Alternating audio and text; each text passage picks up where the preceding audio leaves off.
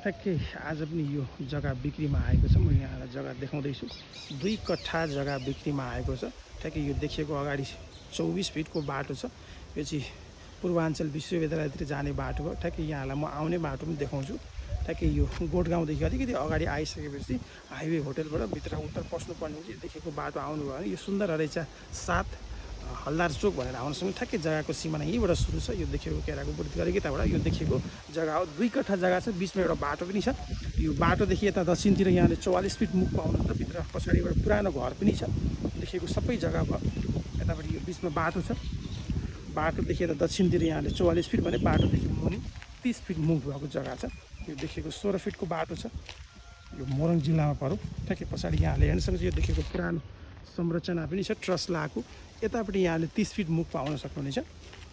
यो देखेको जग्गा यतापट्टि यो पूर्वाञ्चल विश्वविद्यालय जाने बाटो भयो। थोरै यहाँलाई म घुमाएर पनि देखाइदिउँ। अगाडि पछाडिको लोकेसन यो देखिएको आउने बाटो भयो। थोरै भित्र पसेर पनि म यहाँलाई देखाइदिनेछु। भित्र एउटा पुरानो घर पनि छ।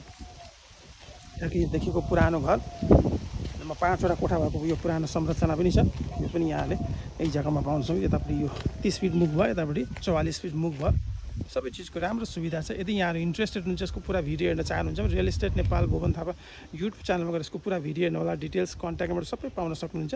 लोकेसन सहितको भिडियो हुनेछ। युट्युबमा गएर पुरा भिडियो हेर्नु होला। थ्याङ्क यू, धन्यवाद।